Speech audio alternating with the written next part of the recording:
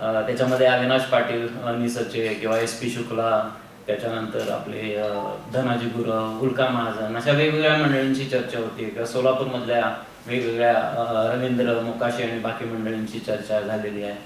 वेगवेगळ्या लोकांची फक्त ही प्राथमिक चर्चा सुरू आहे, केव्हा करायचं, कसं करायचं, तपशील आपल्याला ठरवायचे. तुम्हाला सगळ्यांना मला फक्त एवढीच कल्पना द्यायची होती की अशा प्रकारचा एक मोठा जथा महाराष्ट्रामध्ये यावा आणि तो सोलापूरवरून आपल्या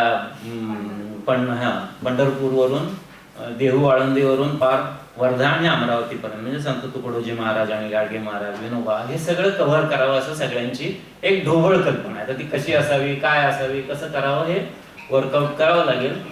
तर याच्या काही मीटिंग, म्हणजे मी आणि विनया सोलापुरात घेऊन 3-4 दिवस वेगवेगळ्या लोकांशी बोललो, मुंबईत जाऊन काही लोकांशी बोललो. सगळ्या लोकांना असं वाटतं की हे होणं आवश्यक आहे आणि चांगलं आहे. ह्याच्यासाठी अर्थातच एक वेगळा काही मंच वगैरे बनवायचा नाही आहे. वेगवेगळ्या संस्था, संघटना, व्यक्ती आपापली कामं करतायत, त्यांनी एकत्र येऊन करावं अशी त्याच्यामागची कल्पना आहे. आणि दुसरं म्हणजे असं की हे एक सस्टेन्ड वर्क असावं, म्हणजे केवळ जथा नसावा, तर आपल्या बाजूने एक सांस्कृतिक कामं करणाऱ्या छोट्या लायब्ररीज पासून अनेक ठिकाणी उपक्रम सुरू आहेत.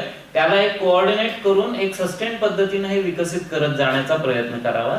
आणि या सगळ्या कार्यक्रमांमध्ये विचार असतील, पण त्याचं स्वरूप वैचारिक ठेवू नये. आवश्यक तिथं वैचारिक असेल, पण मुख्यतः शाळा कॉलेजेस मधून सुद्धा हे जे कल्चरल फॉर्म्स मधून ते यावं. अभंगापासून रॅप पर्यंत समतेबद्दल मला काय म्हणावं असं वाटतं आणि विवेकानंदांपासून बसवण्णापर्यंत काय म्हणावं असं वाटतं, हे त्याच्यात मुलामुलींनी, शाळा कॉलेजच्या आणि कार्यकर्त्यांनी आणि लोकांनी एक्सप्रेस होणं, अभिव्यक्त होणं, हे त्यातलं एक महत्वाचं त्याचा फॉर्म असावा, असंही थोडासा एक प्राथमिक विचार झालेला आहे. तर माझी तुम्हाला सगळ्यांना विनंती आहे की ह्याच्याबद्दल तुमच्या स्वतःच्या जिल्ह्यामध्ये, तुमच्या स्वतःच्या भागामध्ये आणि कॉलेजेसमध्ये, शाळांमध्ये काय करता येईल याच्याबद्दल जर आपण संपर्कात राहू शकलो तर त्याचा नक्की उपयोग होईल. आत्ता असं आहे की दिवाळीनंतर हा एक पहिला जथा काढण्याचा प्रयत्न व्हावा, पण तेही अर्थात सगळ्यांच्या मिळून नियोजनाच्या आधारे ठरणार आहे. 2024च्या आधी ते व्हावं अशी कल्पना आहे. त्यामुळे आपल्याला सगळ्यांना त्याच्यामध्ये जास्तीत जास्त सहभागी व्हावं अशी मी विनंती करतो, आवाहन करतो आणि माझं निवेदन थांबवतो. निवेदनाची मिनिटं माझ्या मांडणीतून वरती करावीत असं मी अध्यक्षांना विनंती पण करतो. ती त्याच्यामध्ये मोजली जाऊ नये. नाही, जरा लाईट करावं म्हणून, बाकी काही नाही. लोकांना आता सकाळपासून ऐकल्यामुळे त्यांचे मोबाईल, नाहीतरी ते स्वतः स्लीप मोडवर जाण्याची शक्यता आहे. हे लक्षात घेऊन मी आपलं कालपासून अतिशय चांगली मांडणी आणि चर्चा वेगवेगळ्या सत्रांमध्ये झालेली आहे आणि खूप पैलू आलेले आहेत. ज्येष्ठ पांढऱ्या केशाच्या ज्येष्ठ व्यक्तींपासून मगाशी बसलेल्या या तरुण तरुणींपर्यंत भांडवलशाहीचे बदलते स्वरूप जे आहे, त्याचे जे वेगवेगळे पैलू आणि आयाम आहेत, त्याच्याबद्दलची अतिशय चांगली मांडणी या ठिकाणी झालेली आहे.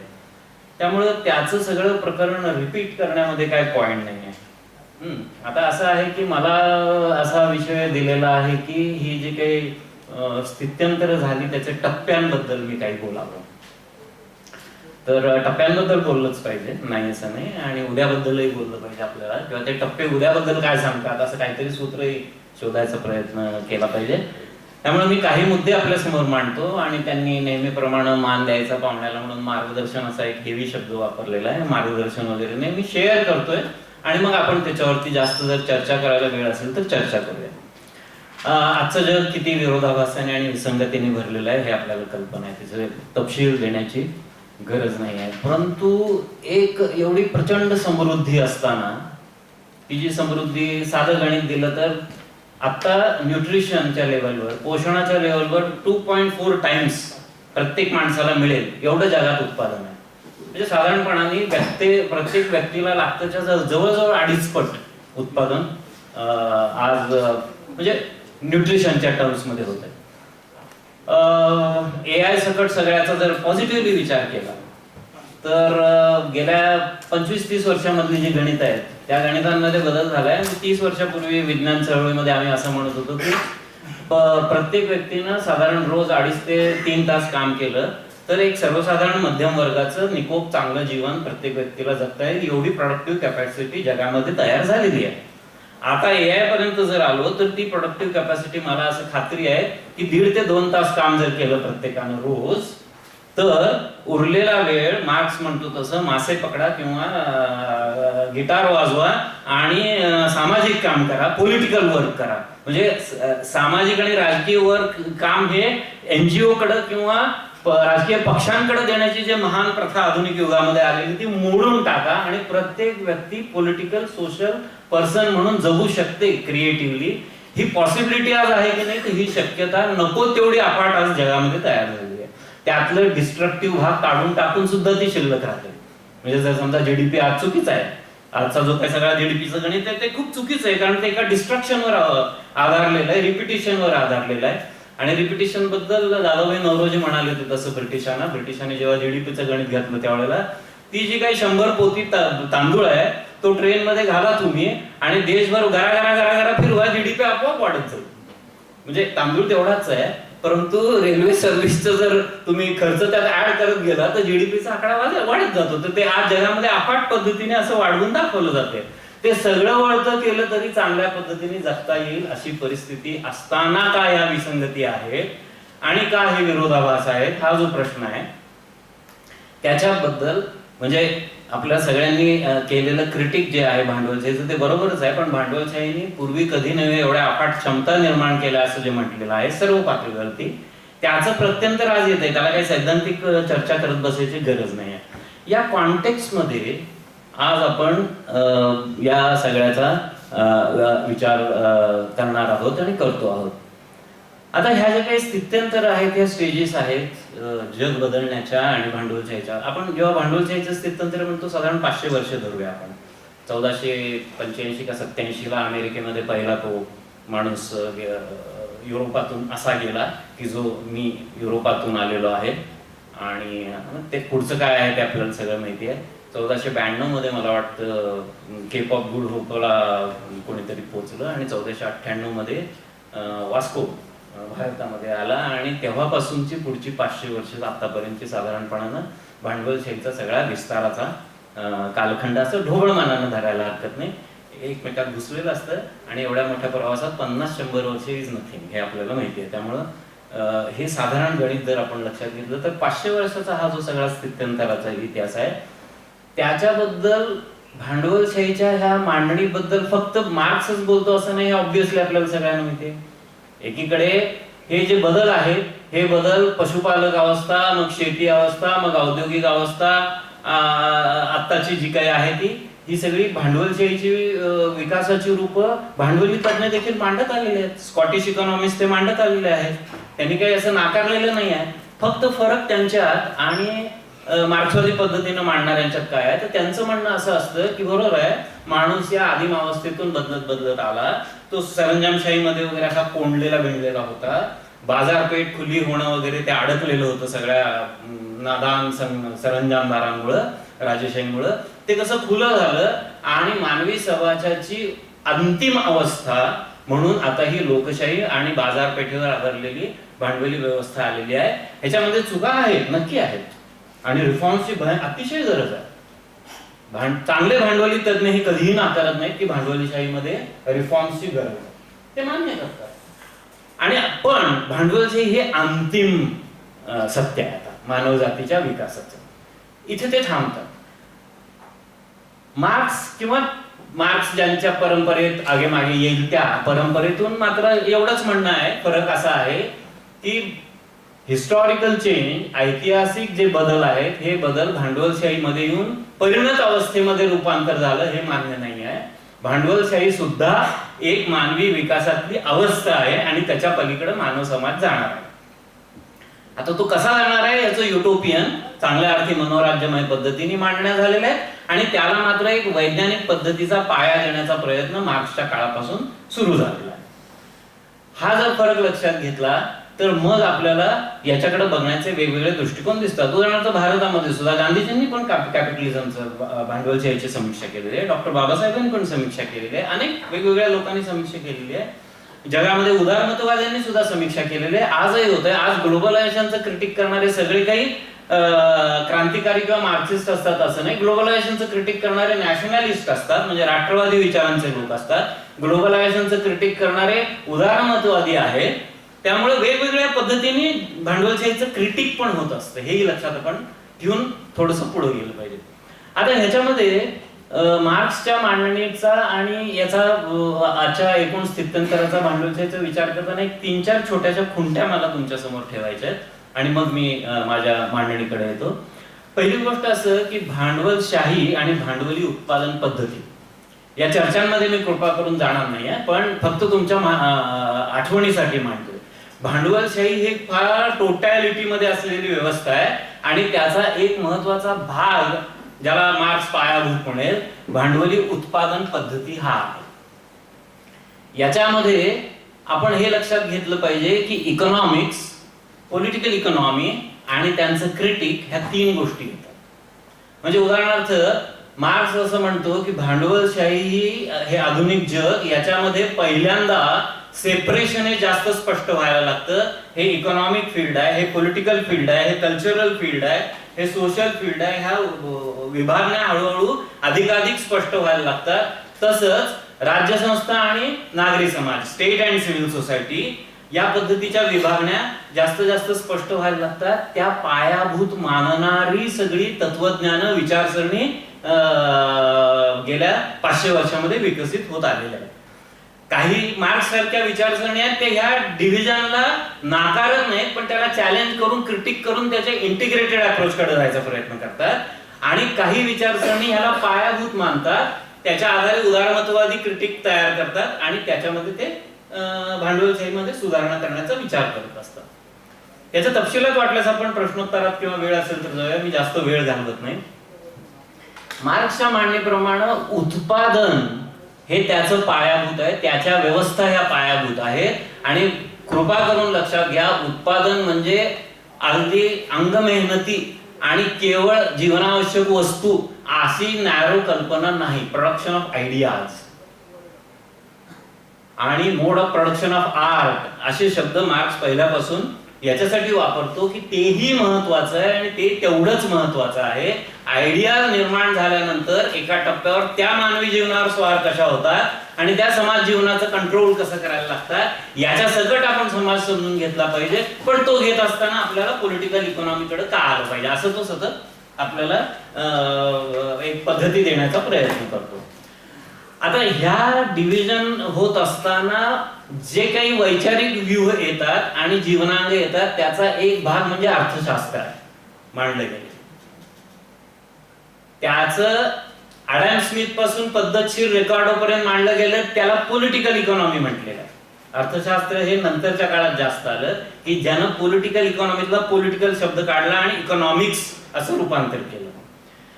आता हे मी का सांगतोय, मी एवढ्यासाठी सांगतोय की आज आपण सगळे इकॉनॉमिक्स, पॉलिटिक्स वगैरे अभ्यास करत असताना आपणच नव्हे, उदाहरणार्थ पोस्ट मॉडर्निस्ट थिंकर पैकी कितीतरी, कल्चरल क्रिटिक करणारे कितीतरी असं म्हणतात की आता हा जो काही सगळा कल्चरचा भाग आहे याला जर का पाया द्यायचा असेल तर आपण त्याची जोड इकॉनॉमिक्सशी घालूया.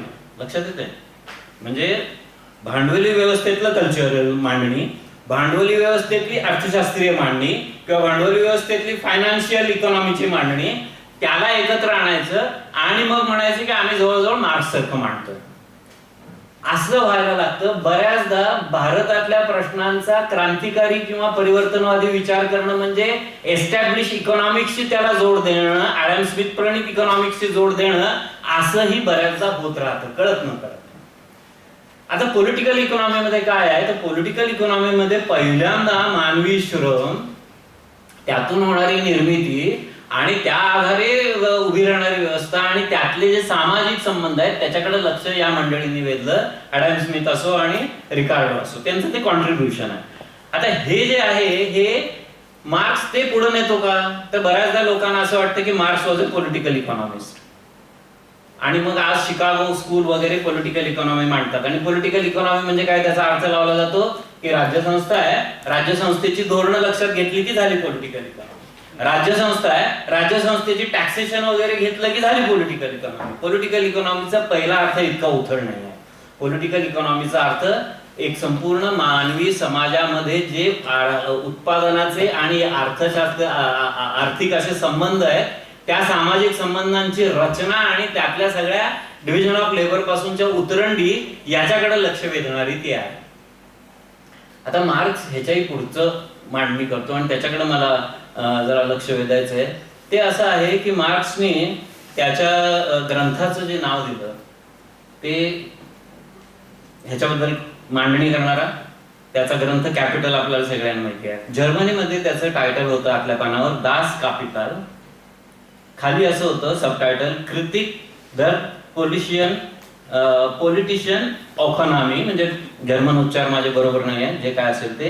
बुक 1 द प्रोडक्शन प्रोसेस दस कॅपिटल्स. आता हे मी का सांगतोय, भारतामध्ये काय जगामध्ये ज्या वेळेला मार्क्सचा ग्रंथ आला त्यावेळेला त्याचं सबटायटल हे बरोबर आहे की कॉन्ट्रीब्युशन आपला क्रिटिक ऑफ पॉलिटिकल इकॉनॉमी. त्याच्या खाली पहिलं व्हॉल्यूम लिहित असताना ट्रान्सलेशन असं झालं the process of capitalist production, इंग्रजीमध्ये, अगदी एंगल्सच्या काळापासून. आणि मूळ असं आहे की ज्याच्यावर गेल्या 20-30 वर्षात आता पुन्हा एकदा लक्ष वेधलं जात आहे की प्रोडक्शन प्रोसेस ऑफ कॅपिटल्स. हा तुम्ही म्हणाल शब्दच्छल आहे का? शब्दच्छल नाही. भांडवली व्यवस्थेतल्या उत्पादनाबद्दल मार्क्स बोलतोय असं त्या मिस ट्रान्सलेशन मधून वाटतं. मुळामध्ये मार्क्स असं मांडतो की भांडवलाच्या निर्मितीची प्रक्रिया काय, आणि मग तो ग्रीक समाजापर्यंत जातो आणि तिथपासून येतो आणि तो म्हणतो की मानवी समाजामध्ये भांडवल कसं निर्माण होतं आणि ते कसं वर्चस्व गाजवतं. हा त्याचा इश्यू आहे. त्याचा इश्यू फक्त हा नाही आहे की भांडवली समाजामध्ये उत्पादन कसं होतं, आणि त्याच्यामुळे आयाम हे सगळे बदलतात. आणि ते आयाम मग बदलल्यानंतर आपल्याला असं लक्षात येतं की काल जो मुद्दा सरांनी मांडला, जोंधळे सरांनी, मेझॉरसच्या संदर्भामधला, की कॅपिटलिस्ट इकॉनॉमी किंवा कॅपिटलिस्ट सोसायटी आणि किंवा कॅपिटलिस्ट सिस्टीम आणि सिस्टीम ऑफ कॅपिटल किंवा कॅपिटल सिस्टीम, हा जो फरक त्यानं केलाय त्याचं महत्व काय आहे, त्याचा संबंध काय आहे. तर त्याचं म्हणणं असं आहे की कॅपिटल सिस्टीम ही भांडवलशाही येण्याच्या आधी सरंजामशाही व्यवस्थेमध्ये उदयाला यायला लागते आणि ती स्वतःबरोबर एक सिस्टीम उभी करायला लागत असते. भांडवलशाहीमध्ये ती परिणित अवस्थेला जाते आणि टोटल कॅपिटलिझम बनतो. कॅपिटलिझम उलटल्यानंतर देखील कॅपिटल सिस्टीम ही वेगवेगळ्या माध्यमातून नंतर आलेले जे काही पोस्ट कॅपिटलिस्ट सोसायटीज आहेत किंवा समाजवादी समाज होते त्यांच्यामध्ये राहिली. आणि म्हणून रशियापासून चीन पर्यंत जर नीट क्रिटिक करायचं असेल तर फक्त कॅपिटलिझमचं क्रिटिक करून पुरत नाही, कॅपिटल सिस्टीमचं क्रिटिक लक्षात घेतलं तर आपल्याला काय गोची झाली रशियामध्ये, काय गोची होती चीनमध्ये हे समजून घेता येईल. याच्यापेक्षा जास्त पुढे मी जात नाही. मला हा मुद्दा एवढ्यासाठी मांडायचा होता की हे बारकावे जे आहेत आणि गेल्या 40 वर्षामध्ये ही सगळी मांडणी येत असताना ट्रान्सलेशनचे अनेक मुद्दे आहेत. तपशिलात मी जात नाही, केवळ थोडी माहिती एक असावी म्हणून सांगतोय. उदाहरणार्थ कम्युनिस्ट मॅनिफेस्टो मधल्या एखाद्या वाक्याच्या ट्रान्सलेशनचं नव्याने अर्थ लावल्यावर सोशलिझम कडे ब्युरोक्रॅटिक पद्धतीने बघायचं का लोकांचा संपूर्ण पुढाकाराने बघायचं, याचा फरक अधिक शार्पली समोर येतो. याचा अर्थ मार्क्सचं मांडणी सगळीच नव्यानं असं नाही आहे, तर त्यातला जो ब्युरोक्रॅटिक मेकॅनिस्टिक असा जो सगळा भाग मधल्या 1920 ते 50-60 काळापर्यंत जगभरामध्ये वर्चस्व गाजवत होता, त्यापेक्षा मार्क्सच्या विचारसरणीमध्ये अधिक डायलेक्टिकल, सायंटिफिक, ह्युमन आणि रेव्होल्युशनरी कसं आहे याला रिव्हिजिट करून पुन्हा एकदा मांडणं असा त्याचा अर्थ आहे की ज्याचा संबंध कॅपिटलिझमच्या क्रिटिकशी, रिरीडिंगशी, उद्याच्या बघण्याशी देखील आहे. आणि त्या संदर्भामध्ये आता जे चर्चेचे मुद्दे आहेत अनेक, उदाहरणार्थ आर्टिफिशियल इंटेलिजन्स पर्यंत, ग्रंथ्रिस मध्ये जनरल इंटेलेक्ट नावाची एक संकल्पना त्यानं ऑटोमॅटिक प्रोडक्शनच्या संदर्भात वापरली. त्याच्यावरही गेली 30 वर्ष खूप चर्चा आहे. त्या तपशिलात मी जात नाही, इंटरेस्टेड लोकांसाठी फक्त मांडून ठेवतो. आणि that is not the end of it. हे प्रारंभ बिंदू म्हणून मी तुमच्या समोर मांडतोय. आज मांडलेले मुद्दे सगळेच अत्यंत व्हॅलिड आहेत. त्याच्याशी जोडून कसं बघता येईल एवढ्यासाठी मांडलं. पुढचे 1-2 मुद्दे मांडतो आणि मग पुढच्या मांडणीकडे जातो. कॅपिटलिझम आणि क्रायसिसचा संबंध हा नीट लक्षात घेतला पाहिजे असं मला वाटतं. आज आपण एका स्ट्रक्चरल क्रायसिस मधून गेली 30 वर्ष जातो आहोत जगामध्ये, आणि हा स्ट्रक्चरल क्रायसिस आता पर्यावरणीय क्रायसिस पर्यंत पोहोचलेला आहे. बऱ्याचदा लोकांना असं वाटतं की कॅपिटलिझमच्या फंक्शनिंग मधली तत्वच्युती किंवा होणारी चूक किंवा असणारी कमतरता म्हणजे क्रायसिस आहे. कॅपिटलिझम कुठेतरी चुकतो आणि म्हणून क्रायसिस येतो. असं बऱ्याचदा मानलं जातं, किंवा ते ॲबरेशन आहे असं बऱ्याचदा मानलं जातं. मार्क्स आणि मार्क्सवाद्यांचं म्हणणं असं आहे की कॅपिटलिझमची इंट्रिन्सिक, त्याची जी आत्मगत संपूर्ण लॉजिक आहे त्याचा जैव भाग म्हणून क्रायसिस आहे. क्रायसिस शिवाय कॅपिटलिझम असूच शकत नाही, जगू शकत नाही, वाढू शकत नाही. म्हणजे आपण अगदी 1750 जर कॅपिटलिझम युरोप मधला घेतला, मार्क्स असं म्हणतो a little corner of the world, कॅपिटलिझमचा उगम हा पश्चिम युरोपच्या एका छोट्याशा कोपऱ्यात झाला आणि मग तो जगभर पसरला. आता इथे सुरुवातीच्याच टप्प्यात असं दिसतं की क्रायसिसमुळे त्यांना पुढे एक्सपांड व्हावं लागलंय. छोटं उदाहरण द्यायचं झालं तर इंग्लंडमध्ये 1850च्या कालखंडामध्ये क्रायसिस येणं, स्टीलचं उत्पादन प्रचंड होणं आणि मग अमेरिकेमध्ये आणि भारतामध्ये रेल्वे घातली जाणं, इथल्या वस्तूच्या आयात निर्यातीसाठी तर व्यापारासाठी होतच, पण तिथे जो क्रायसिस आलेला आहे स्टील प्रोडक्शन मध्ये, क्रायसिस म्हणजे ओव्हर प्रोडक्शन, त्याच्यावर मार्ग काढायला ते येतं. म्हणजे जर आपण असं बघितलं तर भांडवलशाही युरोप पासून आता जगापर्यंत पसरण्यामध्ये हिचं क्रायसिस येणार अधूनमधून, मग ती ट्रेड सायकल्स असतील किंवा मोठ्या लॉंग सायकल्स असतील. रशियन सायंटिस्ट आहे, त्याचं नाव त्या साधारण 60 वर्षाच्या सायकल मानलेलं आहे. माझा सांगण्याचा मुद्दा एवढाच आहे की क्रायसिस आणि कॅपिटलिझमचं हे जैव नातं लक्षात ठेवलं पाहिजे. There cannot be capitalism without crisis. There can be intervening periods. म्हणजे उदाहरणार्थ 1893 पासून 1914 पर्यंत बूम आहे. 1800 साधारणपणाने 72 पासून 1873 पर्यंत लॉंग हे आहे, काय म्हणतात, स्ट्रक्चरल क्रायसिस आहे. 1973 पासून आतापर्यंत युरोपच्या कॉन्टेक्स्ट मध्ये आणि एकूण 2008च्या आगे मागे जगभरामध्ये आपल्याला हा स्ट्रक्चरल क्रायसिस दिसतो. पण मधला जर 1945 ते 73-75 घेतला तर जगात भांडवलशाहीचं सुवर्ण युग आहे असं म्हणतात. म्हणजे भांडवलशाही ही या पद्धतीनं पुढे जात असते. पण क्रायसिसचा अर्थ सगळी वाताहत झालेली आहे, सगळे गरीब झालेले आहेत वगैरे वगैरे नसतो.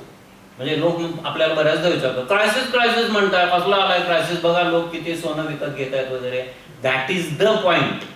मार्क्सच्या म्हणण्याचं असं आहे की क्रायसिस हा असा आहे की एकीकडे एवढं प्रचंड अॅक्युम्युलेशन आहे आणि दुसरीकडे जी काही कोंडी झालेली आहे ते मिळून क्रायसिस असतं. त्यामुळं क्रायसिस मध्येच पुण्याची सगळी सराफांची दुकानं ओसंडून वाहत असतात आणि क्रायसिस मध्येच आपल्याला मोठ्या प्रमाणावर शेअर मार्केटमध्ये बूम्स दिसत असतात.